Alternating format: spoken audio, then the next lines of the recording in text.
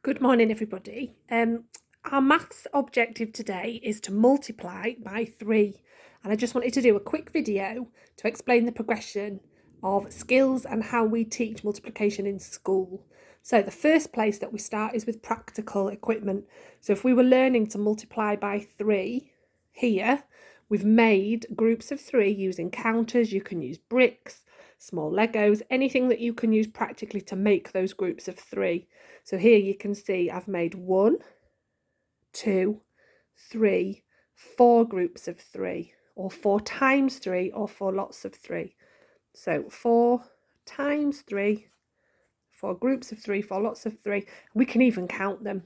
So we could count them individually. 1, 2, 3, 4, 5, 6, 7, 8, 9, 10, 11, 12. Some children might be able to count in their threes, but the basic idea to start with is that you make your groups of 3 to support with multiplying.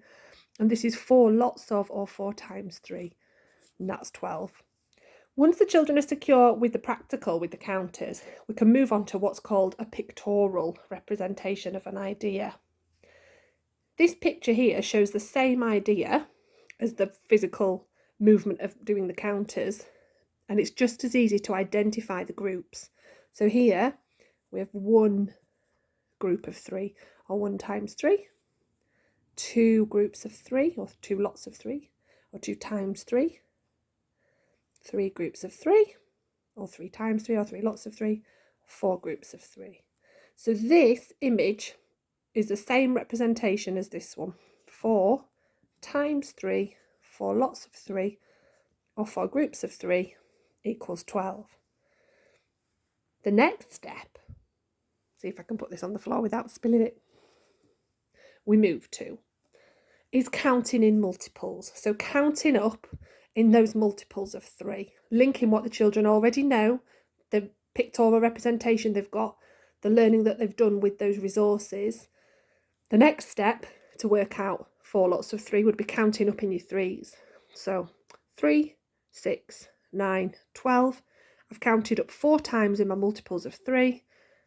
That also tells me that 4 times 3, or 4 groups of 3, or 4 lots of 3 equals 12. The end game, when children are really confident, the final step would be to instantly remember and recall those known facts. So when asked, what is 4 times 3? The children will have all the other understanding behind them, and they'll have learned and remembered that the answer to that calculation is 12. It's really important that we go through all the steps and stages, and when we teach through school, different teachers in different year groups teach different things and different ways of doing it. We'd never just go to teaching a times table like this because they need the understanding before.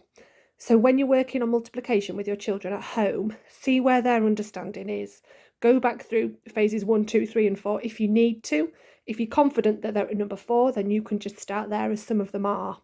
And obviously everybody is different. So I hope this video helps you today, and I hope it helps you with your learning and activities in maths today. Thank you.